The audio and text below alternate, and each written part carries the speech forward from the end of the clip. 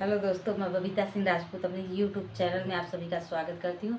तहे दिल से स्वागत करती हूँ। आशा करती हूँ आप लोग बहुत अच्छे होंगे, स्वस्थ होंगे, मस्त होंगे, अच्छे होंगे। दोस्तों, आज मैं आप लोगों के बीच में एक बेटी विवाह गीत लेके आई हूँ। कैसा लगेगा प्यारा प्यारा कमेंट करके ज़रूर बताना।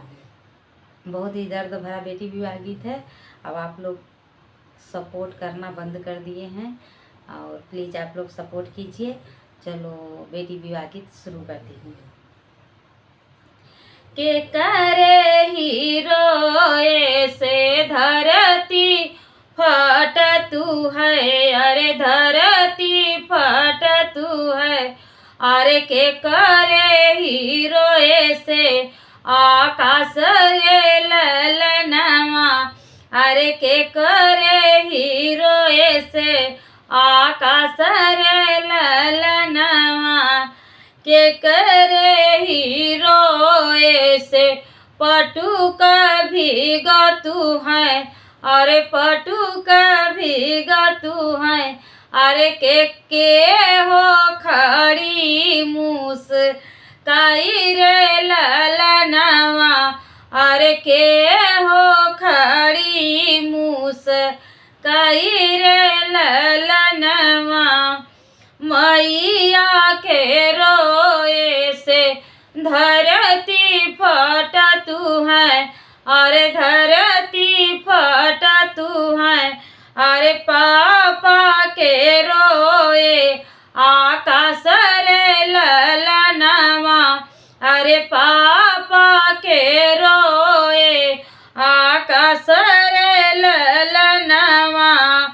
भैया के रोए से पटु का भीगा तू है, अरे पटु का भीगा तू है।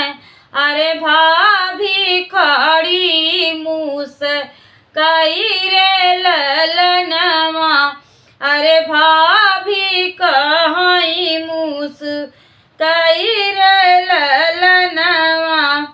माई कहीं बेटी रोज बोलाई बई, अरे रोज बोलाई बई।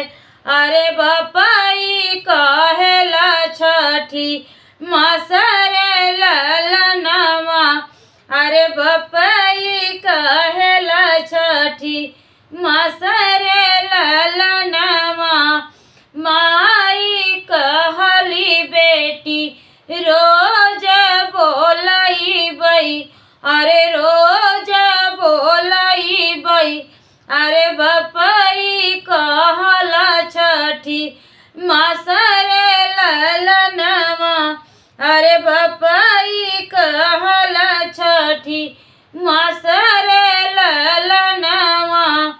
भैया कहला बहिनी काम परोजन, अरे काम परोजन। अरे भाभी कहली कवन कमर ललनवा, अरे भाभी कहली कवन कमर ललनवा।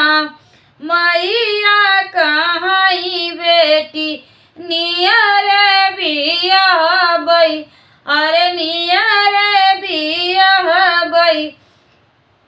अरे पापा कहीं 10 कोसर ललनवा, अरे पापा कहीं 10 कोसर ललनवा। भैया कहला बहिनी काशी बिया बई, अरे काशी बिया बई। अरे भाभी कहली दूर देसर ललनवा, अरे भाभी कहली दूर देसर ललनवा। Thank you. बेटी विवाह गीत कैसा लगा प्यारा प्यारा कमेंट करके जरूर बताना।